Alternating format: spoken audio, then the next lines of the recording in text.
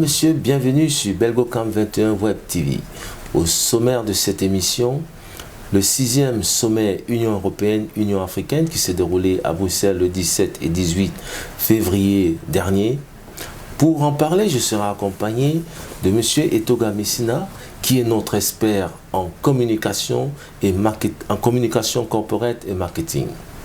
Monsieur Etoga, bonsoir. Bonsoir, monsieur.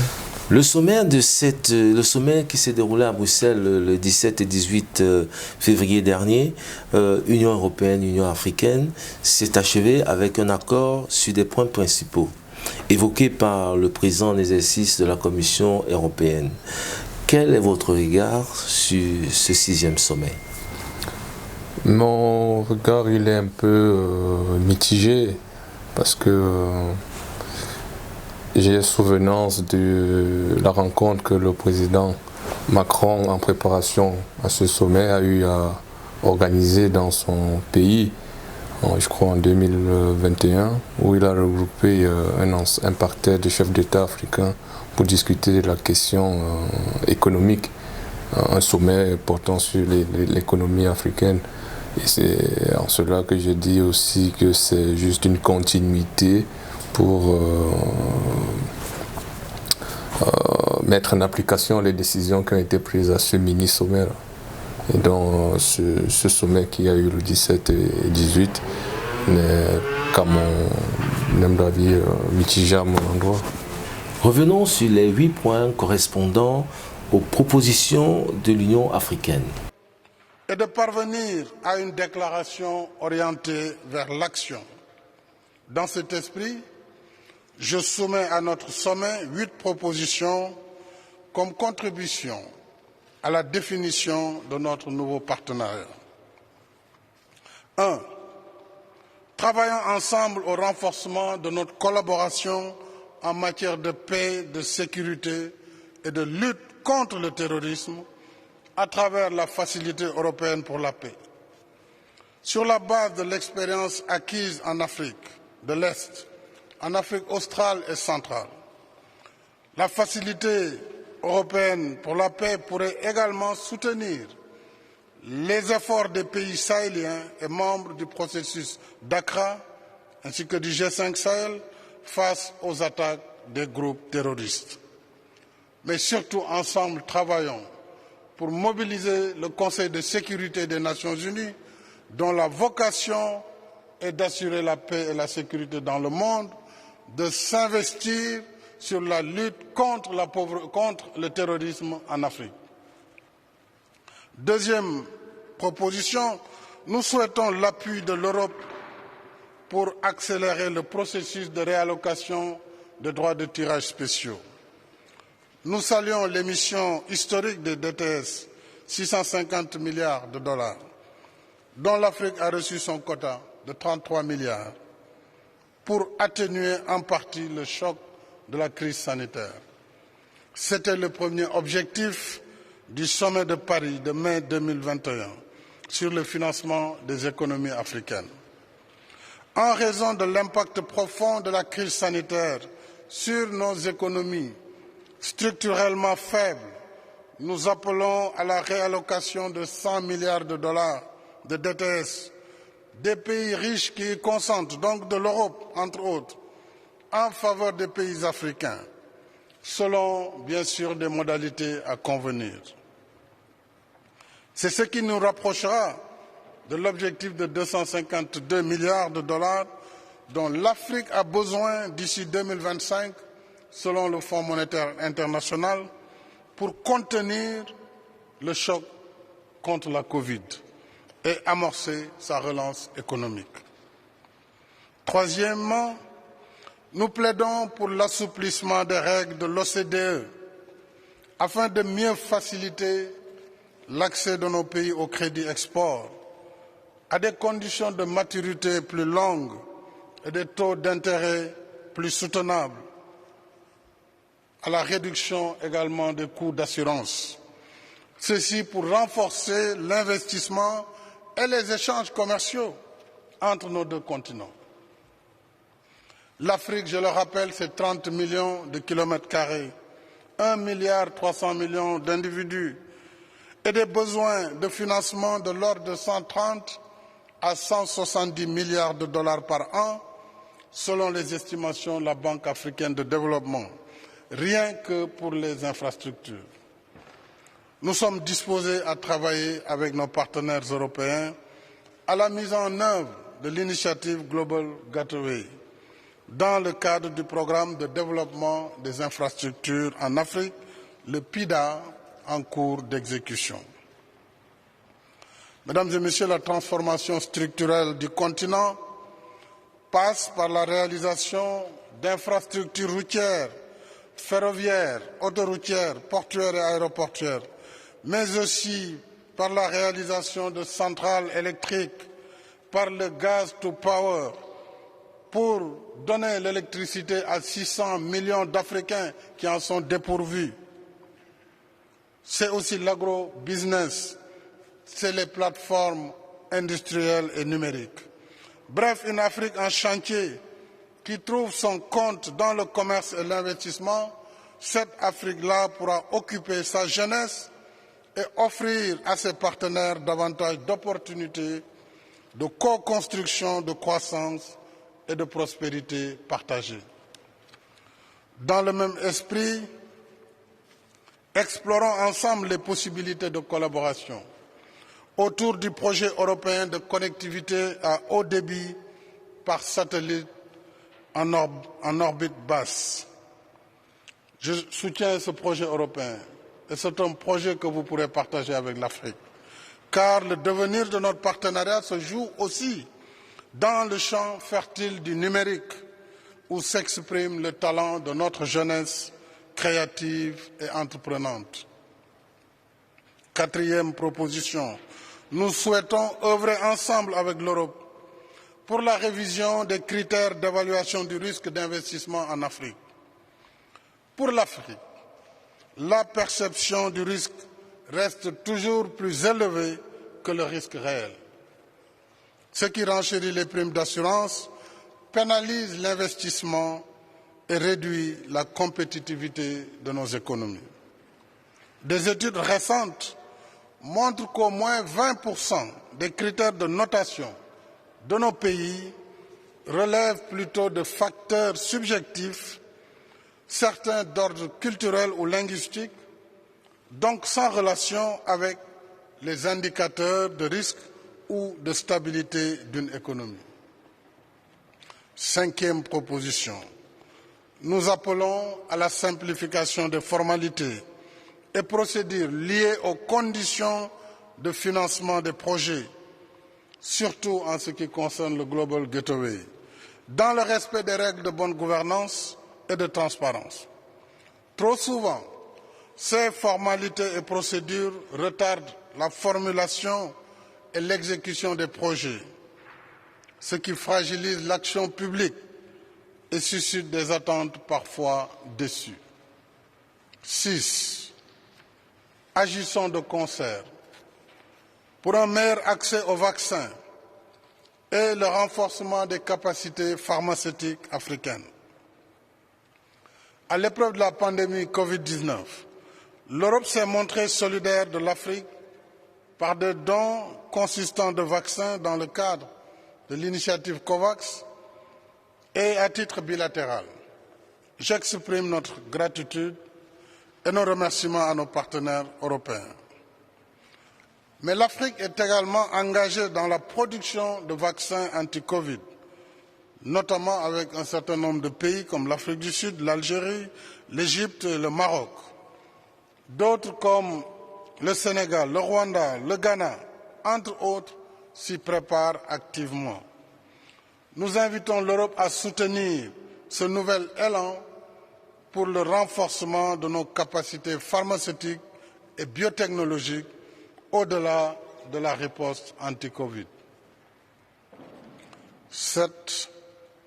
Conjuguons nos efforts pour la protection du climat et la justice climatique. L'Afrique soutient l'accord de Paris sur le climat. Nombre de nos pays développent à ce titre des initiatives de protection et de restauration de la biodiversité dans le cadre du projet continental de la Grande Muraille Verte. Pour un continent en retard sur le processus de développement et dont plus de 600 millions d'habitants vivent encore dans l'obscurité, la priorité pour nous, Africains, très clairement, c'est l'accès universel à l'électricité et l'industrialisation du continent. Et sur ce point, nous attendons beaucoup de ce sommet. Vous l'avez dit, il ne faut pas de langue de bois, mais sur les grandes attentes de l'Afrique, nous vous attendons sur la question énergétique, sur la transition énergétique. Je vous l'ai dit, 600 millions d'Africains sans électricité. Le continent a besoin d'électricité. Le continent a besoin de valoriser ses ressources naturelles. On attend de l'Europe une solidarité sur ce point très précis. Voilà pourquoi nous sommes pour le maintien du financement de l'industrie gazière et pour les hydrocarbures, pour une transition énergétique juste et équitable, tenant compte des besoins et contraintes spécifiques du continent. 8. L'Afrique appelle au rapatriement de son patrimoine. La restitution des œuvres africaines reste une priorité élevée pour nous parce qu'elles font partie de notre identité civilisationnelle. Si nous voulons bâtir une nouvelle éthique relationnelle Europe-Afrique, fondée sur le respect et la reconnaissance de la vérité historique, il nous faut conforter le travail déjà entamé dans le sens des recommandations du rapport Savoy-Sarr. Monsieur Toga, si l'on prend la lutte contre le terrorisme, l'Europe s'engage à soutenir l'Afrique. Est-ce qu'il faudrait croire à la fin du terrorisme en Afrique? Non, non, l'Europe ne saurait s'engager à soutenir l'Afrique pour mettre fin au terrorisme, entre guillemets, parce qu'il y a des supputations qui tend à montrer que c'est la mamelle nourricière du terrorisme est engendrée, ou alors c'est l'Occident. Parce que il y a des théories qui tendent à montrer que le terrorisme est importé d'un point à un autre, et avec ce qui s'est passé en Syrie, le terrorisme a été déporté de là pour la Libye, la destruction de la Jamaïque libyenne, c'est l'introduction du terrorisme dans le Sahel. Et vous voyez que les Européens, entre guillemets, la communauté internationale est venue apporter son soutien, soi-disant qu'elle combat contre le terrorisme. Est-ce que la question fondamentale, à mon humble avis, est de savoir est-ce qu'on peut combattre contre un phénomène social ou alors combattre contre les individus qui animent ce phénomène social. C'est-à-dire, est-ce qu'il faut combattre contre le terrorisme qui n'est qu'un mot, on constate qu'il y a le terrorisme, mais il faut combattre les terroristes qui permettent de considérer que le phénomène social qui existe là est catalogué comme terrorisme. Mais la communauté internationale ne combat pas les terroristes, elle combat le terrorisme. Et dans ce cas-là, comment identifier, c'est un peu fort mitigé l'implication de la communauté internationale dans la volonté de diminuer ou alors d'annihiler le terrorisme dans notre continent. Et donc je pense que c'est avec le rapport, je pense qu'on est parti pour encore beaucoup d'années si nos armées ne se reformatent pas pour eux-mêmes prendre en charge leur avenir. Les droits de tirage spéciaux, c'est l'un des accords majeurs de ce sommet. L'Europe, par la voix du président en exercice de la Commission, Emmanuel Macron, a affirmé qu'il s'agit d'un droit de tirage partiel. On pourrait se poser la question de savoir pourquoi un droit de tirage partiel. Oh, oui, ici, là, on peut mettre en lumière le fait qu'il utilise le vocable partiel. Moi, à mon humble avis, quand il faisait des recherches sur la question, je me suis dit, au sommet dont je parlais, au mini-sommet qu'ils ont organisé à Paris, ils ont fait vœu de mobiliser non plus les 34 milliards qui étaient destinés à l'Afrique, mais doubler ou tripler la somme pour atteindre les 100 milliards qui permettraient à ce que ces fonds soient reversés aux pays africains pour combattre ou alors mener à bien la lutte contre la pandémie à coronavirus. C'est en ce sens-là que les droits des tirages spéciaux ont été même évoqués par le Fonds monétaire international qui est à la source ou à l'origine de cette action économique. Et donc, s'il évoque partiel, on peut supposer, selon moi, que les fonds n'ont pas été regroupés dans son entièreté, et il a parlé, je crois, de 20%, et c'est partiel, donc on peut supputer dans beaucoup de sens, mais je pense que l'origine, c'est au mini-sommet qu'ils ont organisé à Paris, où ils ont promis à l'Afrique de mobiliser la communauté internationale à ce que leurs droits de tirage spéciaux qui devraient être subdivisés à hauteur de 16 milliards de dollars, dans les 16 milliards de dollars, 82% de ces 16 milliards de dollars étaient destinés aux pays qui reversaient le plus. Il faut le dire, dans ce droit de tirage spéciaux que le FMI a mis en place pour venir en aide aux États, ceci en relation au fait qu'il y a une certaine augmentation de l'économie dans différents pays. Donc c'est une monnaie, d'abord le tirage spéciaux, c'est une monnaie internationale virtuelle, c'est pas du cash et ça a été créé pour remplacer l'or. C'est par rapport à cela qu'ils ont mis en place. Maintenant, ils l'utilisent pour venir en aide à différents pays, tels que les pays africains. Et donc, si Macron utilise partiel, moi, à mon humble avis, c'est parce qu'il a fait vœu de mobiliser 100 milliards pour venir en aide à l'Afrique. L'Afrique souhaite l'assouplissement des règles d'organisation de coopération et de développement économique. 130 à 170 milliards de dollars de besoins uniquement pour les infrastructures. 600 millions d'Africains dépourvus d'électricité. Est-ce que l'on assistera à une arrivée massive de multinationales sur le continent africain? Oui, il y a une grosse bataille, qui est en train de se mener. Mais je ferai d'abord un parallèle sur la question qui me fut posée en relation avec le terrorisme. Vous voyez, et cela, je veux montrer aussi par là que l'implémentation ou l'arrivée des multinationales sur le continent africain n'est que le corollaire de l'influence que chaque pays de l'Occident a sur les pays dans lesquels elle veut s'installer. Et donc c'est un moyen d'influence et c'est un moyen de négociation qui permettrait à ceux-là de gagner des marchés sur le territoire. Et quand je le dis, vous voyez, le terrorisme c'est le moyen de contrôler les économies africaines, à mon sens. Parce que tout récemment, aux dernières nouvelles, il y a eu des militaires français, les légionnaires français qui ont été, en partance pour lutter contre le terrorisme, se sont retrouvés à Manu Militari parce qu'il est supposé, pour l'instant il est supposé, bien que l'ambassade de la France en Centrafrique a démenti l'information selon laquelle les légionnaires français ont essayé d'attenter à la vie du président de la RCA, Faustin Archange Touadéra. Et vous voyez que là, on vient pour combattre le terrorisme, mais on se retrouve à pratiquer le terrorisme. C'est pourquoi l'arrivée des Russes maintenant, avec son apport dans le maniement ou bien dans son infrastructure militaire, permet aux États de lutter, de faire alors maintenant une lutte anti-insurrectionnelle ou alors une lutte antiterroriste.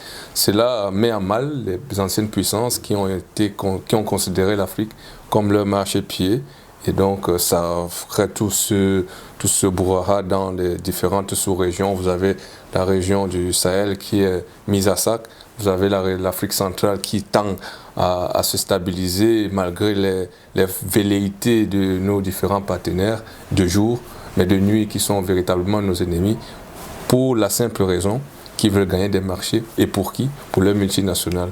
Quand on parle de multinationales, ici on voit qui? On voit Bolloré, par exemple. Bolloré, c'est une multinationale. Il vient en Afrique pour investir, mais dans la nuit, qu'est-ce qu'il fait? Il pratique la corruption, il pratique le trafic d'influence, il pratique plein de choses au compte de qui? Au compte de l'État français. Bolloré ne peut pas s'installer dans un pays africain sans toutefois avoir l'aval de Paris.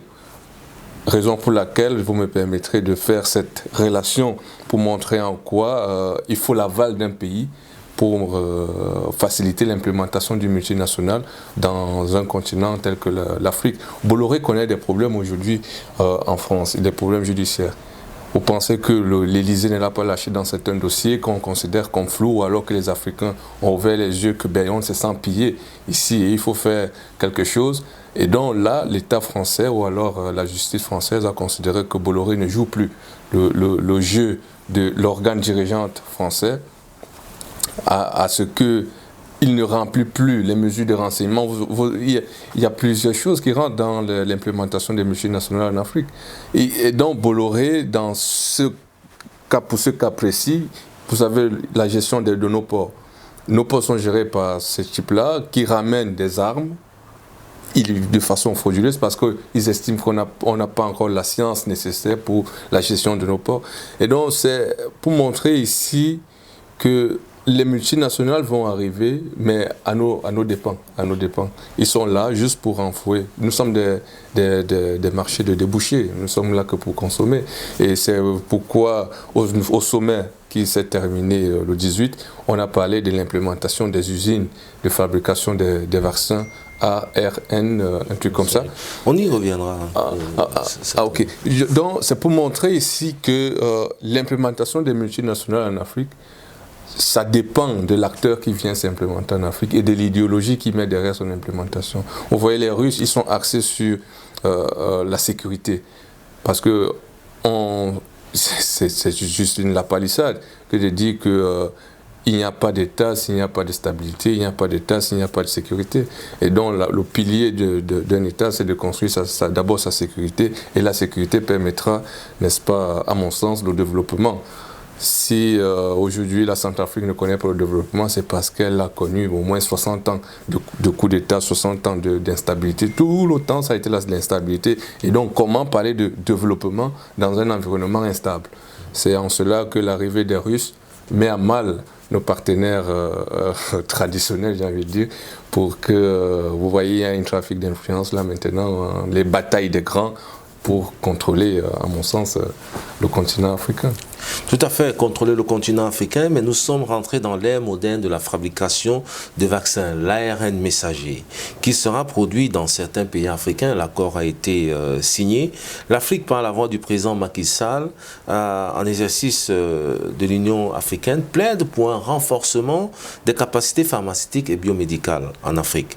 Assistera-t-on à la disparition de la pharmacopée africaine et de sa biodiversité qui est tant convoitée? J'ai envie de dire non, parce que l'Africain a su relever beaucoup de défis qui se sont posés à lui jusqu'ici. Et donc, pour moi, c'est une menace qui arrive. Moi, à mon sens, c'est une menace qui arrive et que l'Africain doit prendre conscience que l'investissement qui est fait, est-ce que c'est au profit, à son profit? Il y a les vaccins qui sont arrivés en Afrique. Pourquoi les Africains ne se vaccinent pas? Voilà la grande question. Est-ce que c'est parce que les vaccins sont chers? Non, c'est la gratuité, les vaccins sont gratuits. Mais on a posé cette question au sommet dont je parle, au président Macky Sall justement. Le président Macky Sall et au président Tshisekedi, ils ont botté en touche en imputant la faute à nos populations pour dire que on ne se vaccine pas parce qu'on croit encore aux activités fétichistes. Et il demandait en cela une aide, encore une fois de plus, de l'Occident dans la mobilisation de la diffusion de l'information auprès de la masse. Et vous voyez encore la multinationale, parce que c'est une multinationale française, RFI, qui fait votre concurrent dans la communication au sein de la communauté africaine, dans la diffusion de l'information. Et donc, nous sommes encerclés, mais le vaccin ne marche pas. Pourquoi? Donc ce n'est pas la construction de quelques 4 laboratoires qui permettra à ce que les Africains se vaccinent. Non, ils ont fait fausse route là. Mais ils ne font pas fausse route. Ça, c'est une lecture d'un profane. Mais l'objectif ici est de faire tambour battant sur le fait qu'on fait le transfert. On fait le transfert de technologies en Afrique. On participe à une certaine collaboration saine qui renvoie à un New Deal avec les Africains parce qu'ils ont utilisé le concept de co-construction de ce projet, parce qu'ils estiment que les Africains ont co-construit l'implémentation de ce projet en Afrique. Bon, moi je vais poser la question à l'inverse. Qu'est-ce que les Africains ont co-construit en Europe? Non, je pense que la question elle est bien posée, mais on est des pays en voie de développement, donc on a besoin de l'apport, par exemple, de l'Organisation de coopération et de développement pour pouvoir se développer. Mais je dirais ici que c'est encore une chimère que de croire que l'aide au développement va nous aider. Je dis ça pourquoi? Parce que c'est quand même rigolo. On va nous considérer éternellement comme des pays pauvres. Des pays pauvres. Sinon, on ne se considère pas comme pays riches. Regardez, ce sommet, bien qu'ils ont voulu éviter l'étiquette pauvre à l'Afrique, revient sur toute la ligne. Vous allez voir qu'ils n'ont pas utilisé de façon comme dans le passé, l'Afrique pauvre, l'Afrique ceci, l'Afrique cela. On utilise maintenant les termes soft. Parce que ça a été décidé à la réunion de Lisbonne qu'il faut repenser même le vocable qu'on étiquette à l'Afrique pour faciliter la collaboration avec le continent africain. Et donc vous allez voir que l'étiquette pauvre est en train de vouloir s'éclipser du langage occidental parce que l'Africain, quand il entend pauvre, il se considère comme étant insulté. Et donc, sachant cela, parce qu'ils ont fait la psychologie sociale de notre continent, ils savent que maintenant, si on considère l'Afrique comme pauvre, il y a un discours contraire qui considère l'Afrique comme riche. Et donc, il faut ajuster leur position pour mieux s'imprégner et intégrer le mindset de l'Africain pour faciliter l'implémentation sur le continent. C'est pourquoi ce sommet, on a éclipsé de manière subtile le concept de pauvre. On utilise plutôt l'Afrique qui a besoin d'aide, l'Afrique qui a besoin de solidarité, l'Afrique qui a besoin d'une collaboration forte de l'Occident. Mais on reste toujours comme un enfant qu'il faut ramener tous les matins à l'école. Sauf que l'enfant qu'on ramène tous les matins à l'école, à un moment, il a ses diplômes. Et il doit faire ses classes dans le monde professionnel. À quand l'Afrique dans le monde professionnel? Justement, le président Macky Sall disait l'Afrique a évolué et l'Afrique a changé. Donc, on parlera maintenant d'un nouveau rapport Europe-Afrique. Mais l'Afrique a appelé au rapatriement de son patrimoine. La restitution du patrimoine reste une priorité. C'est un point qui n'a pas suscité plus d'intérêt que ça. Et pourquoi selon vous? Mais si je reprends l'argumentaire que j'ai tenu avant que vous nous posiez cette question, vous comprenez qu'on nous considère encore comme des incapables. C'est le mot qu'il faille utiliser ici. On considère que le continent africain ne sait pas gérer, ou alors ne sait même pas encore la valeur d'un patrimoine pour estimer le gérer ou alors le maintenir à ce qu'il soit dans des mausolées comme ici. Mais c'est une source de revenus pour l'Occident. Comment on peut se débarrasser de quelque chose qui te rapporte des sous tous les ans? Combien de gens voyagent dans le monde pour venir, ne fût-ce que voir le musée africain ici en Belgique? Combien? Il y a plein. Le musée du Louvre à Paris. Il y a plein. Mais comment alors mettre tout ce monde-là au chômage? Parce que vous allez transférer tout votre patrimoine vers les pays qui estiment être des propriétaires de toutes les œuvres qui sont dans Est-ce que ce n'est pas une logique de restituer ces œuvres-là? Je crois que la France a restitué, je crois c'était au Mali ou au Sénégal dernièrement, des œuvres qui ont été réclamées. Il y a un activiste qui est rentré dans un musée et a porté un instrument, un patrimoine qu'il considère comme le sien parce qu'il s'est dit africain. Mais la France est sous pression. Il faut bien qu'elle lâche un peu de lest. la France est sous pression concernant le rapatriement du patrimoine africain. Et sous pression, il y a beaucoup de mouvements qui militent en faveur de cela. Le roi des Bamoun, par exemple, il a milité pour, dans une diplomatie un peu soft, il a milité pour que ces œuvres qui ont été pillées pendant la colonisation soient restituées à son royaume. Et je crois qu'on a restitué quelques-uns il n'y a pas longtemps. Et au Congo, le monsieur dont je parle, l'activiste qui a fait cet acte-là, il a aussi milité pour ça et on a restitué pour le Bénin. Mais on restitue pour des pays comme le Bénin, et les militants même, on restitue aussi en catimini parce qu'on estime qu'on doit vous éduquer à la maintenance de ces œuvres-là. C'est des œuvres, on doit même encore nous expliquer que c'est des œuvres précieuses. Il faut encore une éducation pour qu'on considère que c'est... Donc on nous considère toujours comme des personnes qui ne sont pas là à l'école. Pourtant on a des grands professeurs qui ont fait dans ces choses-là. Et nous, par exemple, moi en communication et en marketing, je peux apporter mon expertise pour valoriser la profondeur même de l'œuvre africaine et que ce soit un marketing qui permette à ces gens aussi pas ces gens, c'est un peu réducteur, à nos confrères occidentaux de venir visiter l'Afrique, mais dans toute sa splendeur. Au cours de ce sommet, il y a des mots forts qui ont été prononcés. Par exemple, la présidente de la Commission européenne, Madame van der Leyen Ursula, l'Afrique sera la clé du monde que nous voulons bâtir et vivre. That Africa would be the key partner in building the world we want to live in. Je prends M. Emmanuel Macron, le président en exercice du Conseil européen. Mais au moins 150 milliards d'euros d'investissement sur 7 ans, où nous devons tenir nos engagements, celui d'être au rendez-vous de l'émission de ces droits de tirage spéciaux, mais d'accepter de réallouer l'équivalent de 20% de nos droits de tirage spéciaux, soit en réallouant ces derniers et en trouvant les mécanismes financiers pour qu'il y ait le soutien et le levier des banques régionales africaines, soit en le trouvant sur le mode budgétaire. Charles Michel, président du Conseil européen. Nous sommes tous liés les uns et les autres par des liens invisibles qui nous font appartenir à quelque chose de plus grand que chacun de nous. Ton bien-être détermine mon bien-être détermine ton bien-être. Le financement des économies est dès lors une priorité pour nous et c'est pourquoi nous avons lancé, au départ d'une réunion à Paris il y a quelques mois, ce projet de réallocation partielle des droits de tirage spéciaux. Nous aimons dire, et j'aime le dire, de nos deux unions qu'elles battent d'un seul cœur.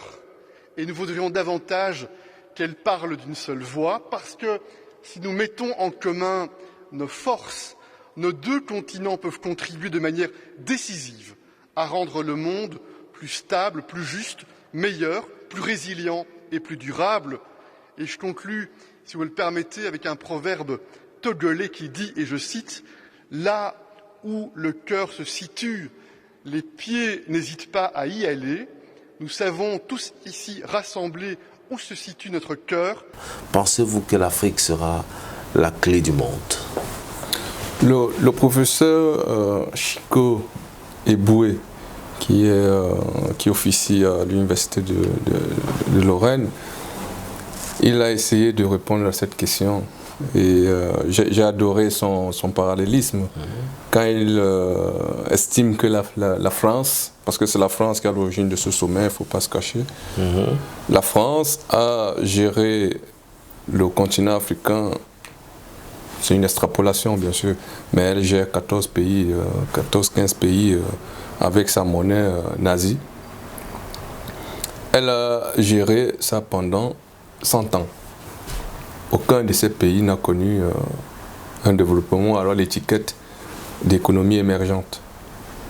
Quand le président Macron vient maintenant avec le slogan de 150 millions d'euros, 150 milliards d'euros, pour venir en aide, parce qu'il ne veut pas dire que c'est de l'aide, et encore c'est de la dette qu'il faudra rembourser quand on aura les capacités.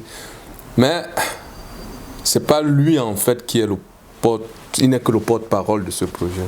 Il y a le Focus 2030 que le FMI a mis en place et tend à utiliser les droits de tirage spéciaux pour venir en aide là maintenant j'utilise le mot aide, aux économies faibles, aux pays faibles qui font face à la pandémie coronavirus. Et c'est donc de là que vient cette idée.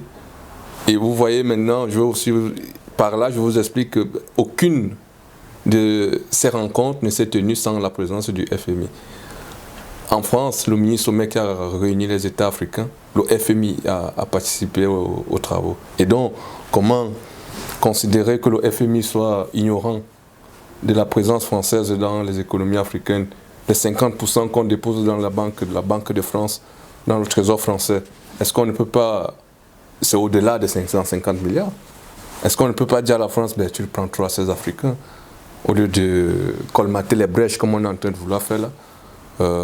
Supprimons d'abord juste le Trésor français dans les économies africaines, du moins les 14 ou les 15, et on voit ce qu'elles font avec l'argent qui émane de leur économie. Au-delà de ce 6e sommet, l'Afrique compte d'autres partenaires, tels que la coopération sino-africaine, qui propose une vision stratégique de coopération jusqu'en 2035. Est-ce que le projet chinois pour le continent africain rejoint le plan stratégique Union européenne-Afrique? Non, pas du tout. C'est deux visions diamétralement opposées. Si je prends juste d'un point de vue symbolique, la Chine n'a pas colonisé un pays africain. Or, la plupart des pays que constitue l'Union européenne, ils ont une mentalité qui ont tendance à vouloir subjuguer les pays faibles, même si ça tend à vouloir être effacé par une bonne communication dans les masses. Mais non, l'histoire est ce qui nous fait. Donc l'histoire de l'Union européenne suit ce continent-là. Or, la Chine n'a pas ce passé de pays colonial. Donc ils vont mettre en place un projet qui prend en compte les aspirations des peuples. Mais ce n'est pas parce qu'ils prennent en compte les aspirations des peuples qui viennent forcément pour perdre leur investissement. Et donc c'est aux pays africains de tirer profit et d'être sérieux dans l'aide que la Chine apporte au continent. Or, vous voyez ici que les Occidentaux, j'ai de la peine à parler parce que ça fait au moins 60 ans d'aide. Mais la Chine, ça fait, si je prends le cas du Cameroun, c'est depuis les années 2000-2001 que la Chine arrive au Cameroun et on voit une multiplicité d'infrastructures qu'elle a pu construire. Dans le passé colonial, on peut aussi faire référence à l'Allemagne qui a laissé des vestiges qui, à mon sens, permettent de mettre à son actif un certain souci de développement, non pas pour l'Africain, mais pour ses propres activités coloniales. Mais elle n'a pas pu voyager avec cela quand la colonisation est finie, donc c'est resté à l'actif des pays africains qui l'utilisent jusqu'aujourd'hui. Mais c'est en cela aussi qu'il ne faut pas tirer à boulet rouge sur les pays occidentaux qui traînent un peu à restituer le patrimoine africain, parce qu'on voit ces vestiges-là, c'est dans la ruine, c'est dans les ruines totales. Donc ça ne donne pas une bonne image de la gestion de patrimoine, et donc c'est encore à nous-mêmes, on s'est fait harakiri en ne mettant pas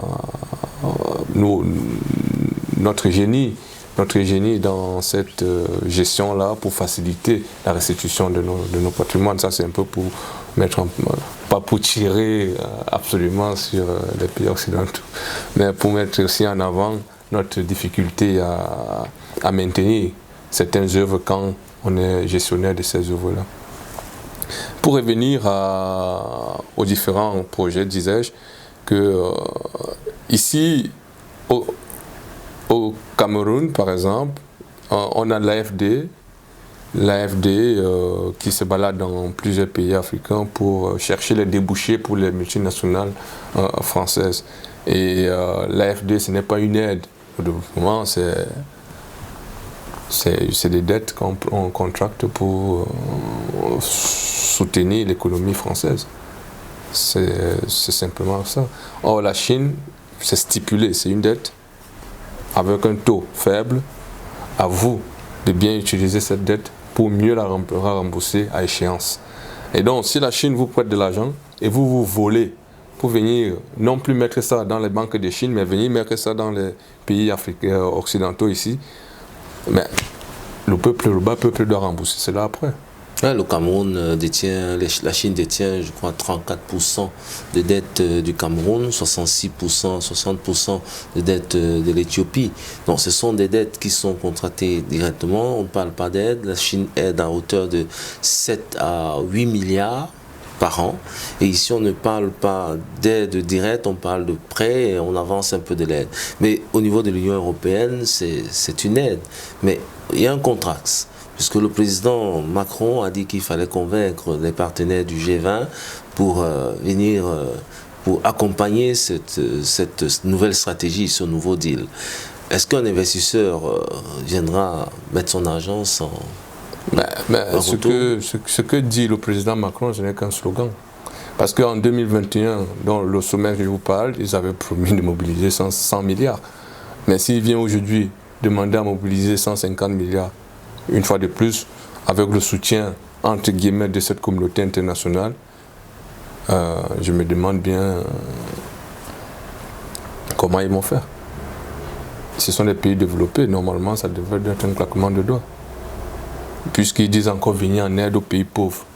Et donc, s'ils n'arrivent pas à mobiliser une somme qui permettrait à un pauvre de sortir de son état de pauvreté, est-ce qu'on parlera encore d'aide? C'est une aide intéressée dans ce cas.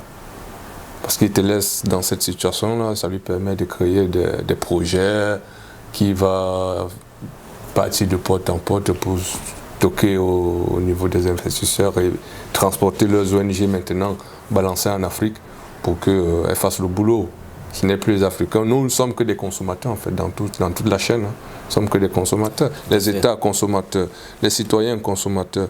Et maintenant, ils parlent de co-construction, juste pour qu'on se sente un peu valorisé en fait. Mais sinon, dans les faits, ça n'a rien à voir. Ça n'a rien à voir avec tout ce qu'ils racontent.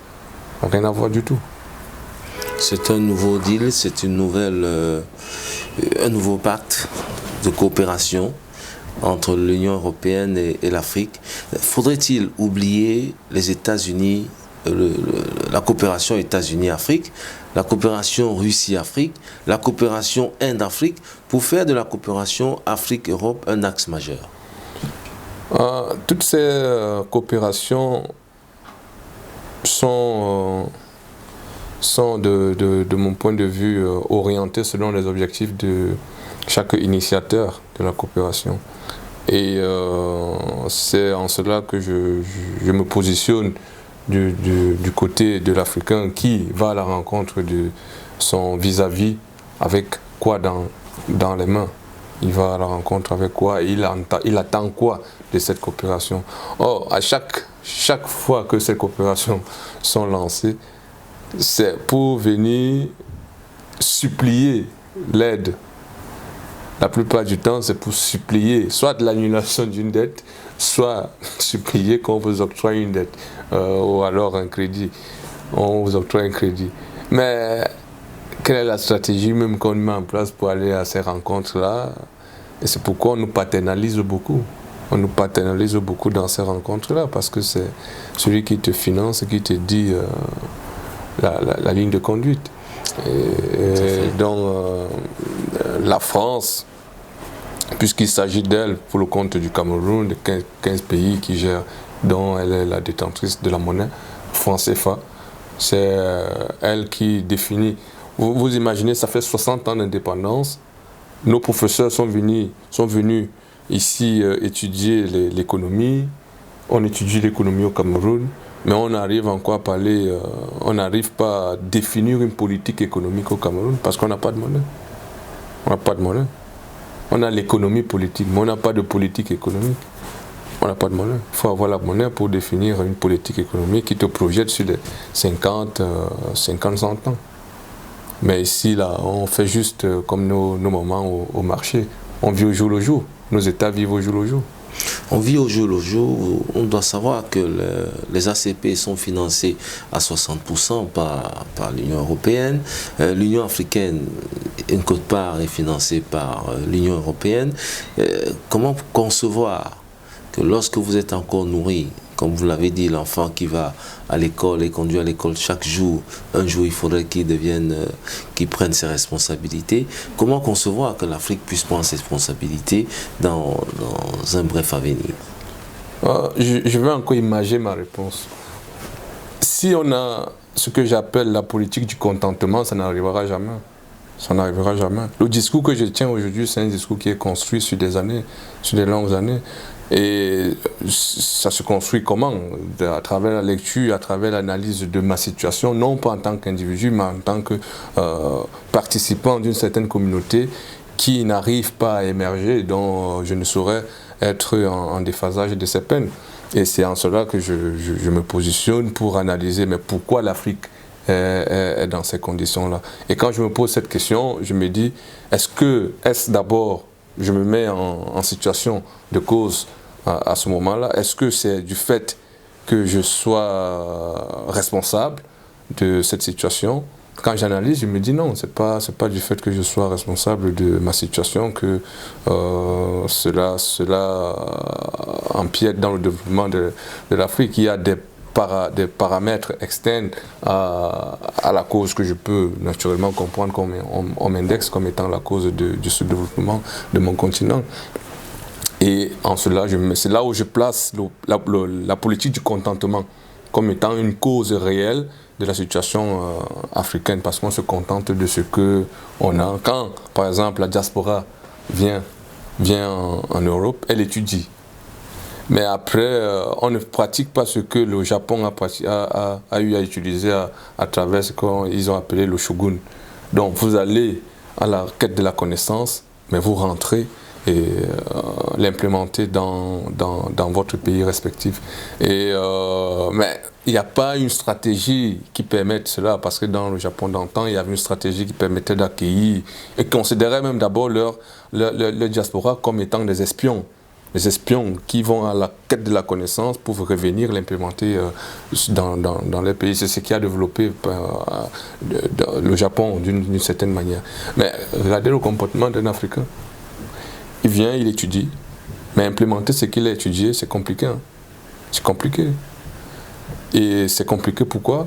Il y a, si on prend l'analyse sociologique, on va dire c'est parce qu'il a connu beaucoup d'années de misère, et donc il ne veut plus que sa génération, ses générations futures connaissent ce qu'il lui a connu, et donc il va emmagasiner plein d'argent. Il va voler.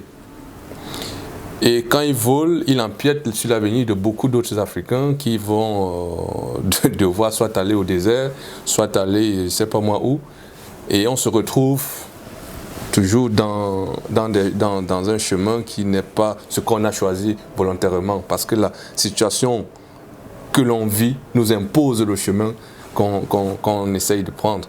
Et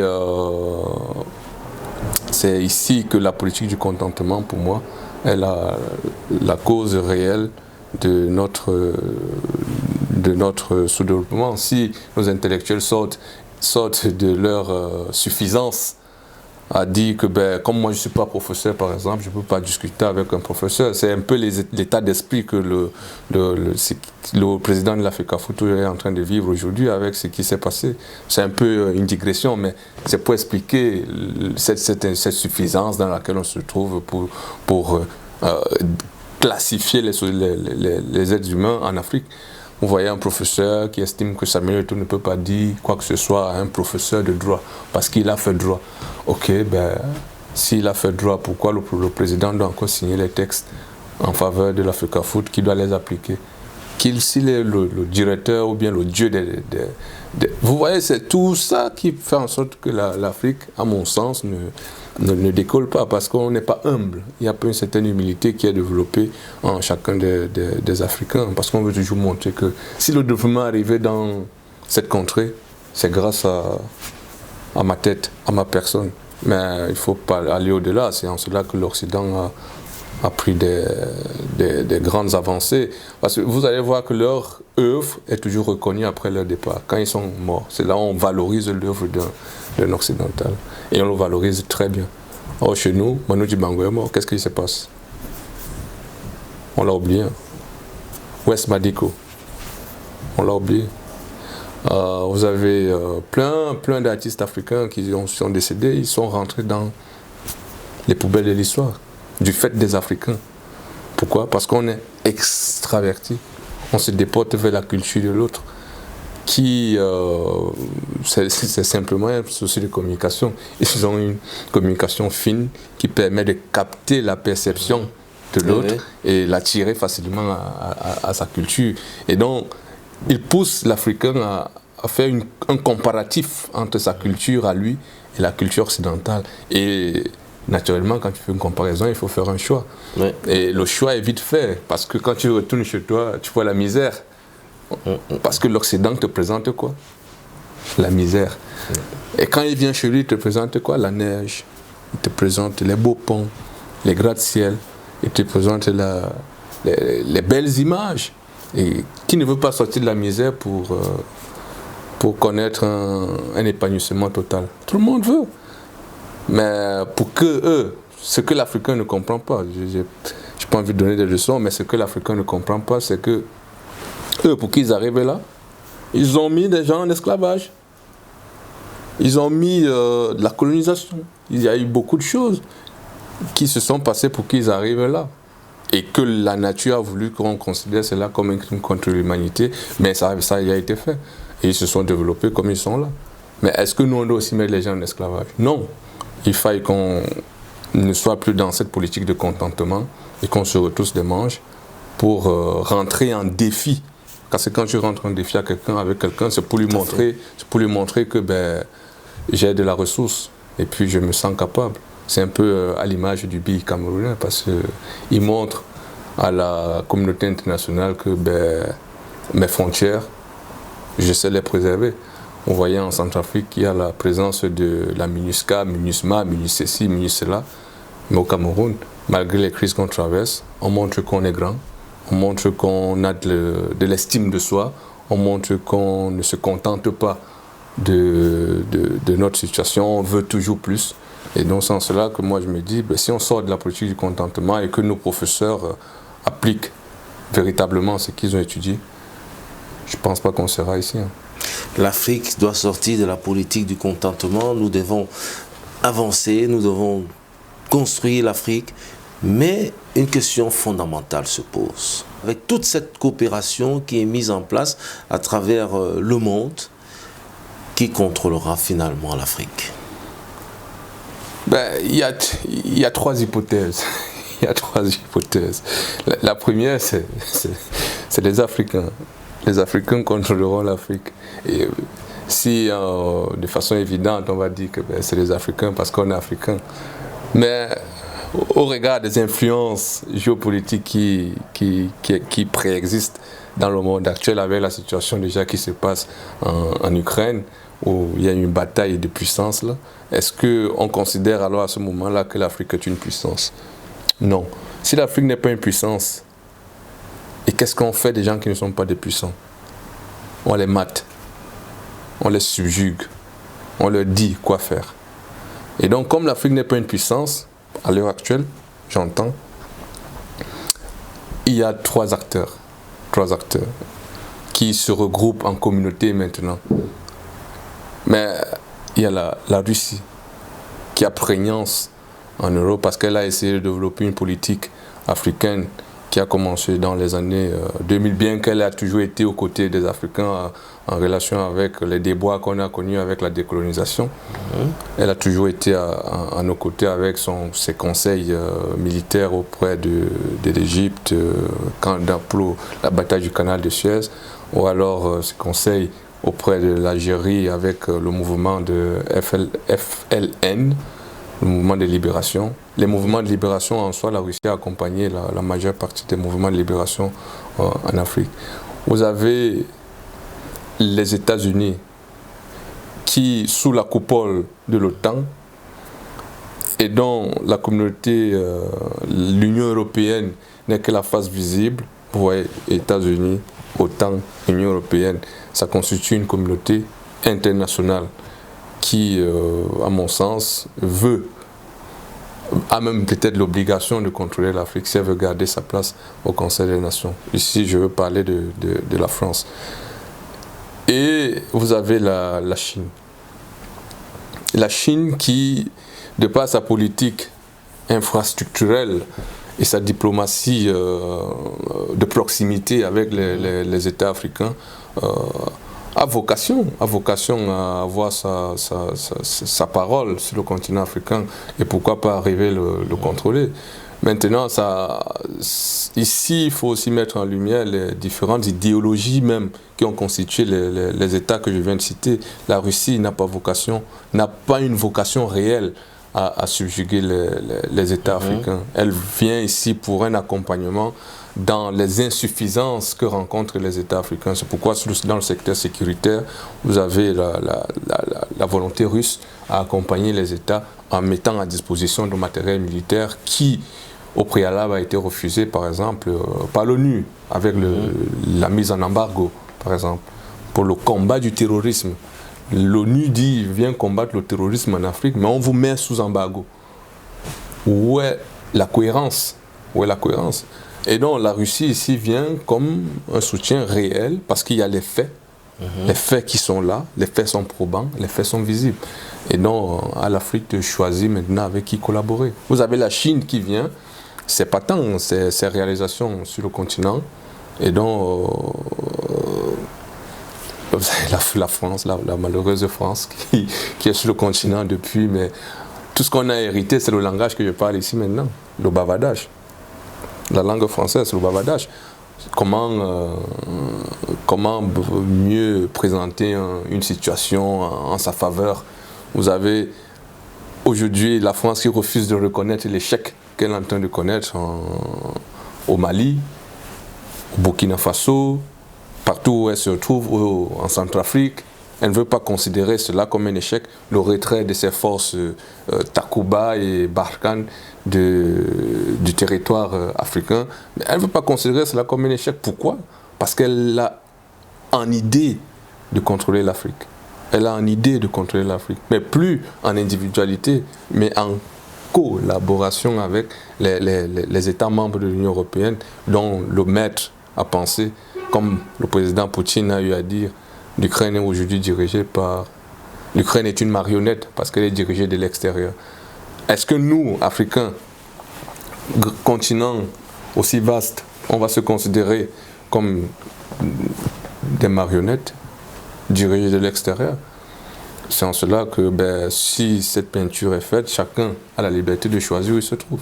Soit on contrôle nous-mêmes notre territoire, soit la Russie vient nous contrôler, soit la Chine vient nous contrôler, soit les États-Unis, OTAN, Union européenne, contrôlent l'Afrique. Mais moi, je choisirais contrôler moi-même mon continent. L'Afrique choisit de contrôler soi-même son continent. C'est sur ces mots que s'achève cette émission. C'est le premier numéro de Géopolitique sur la chaîne Belgocom 21 Web TV. Restez des nôtres et à très bientôt.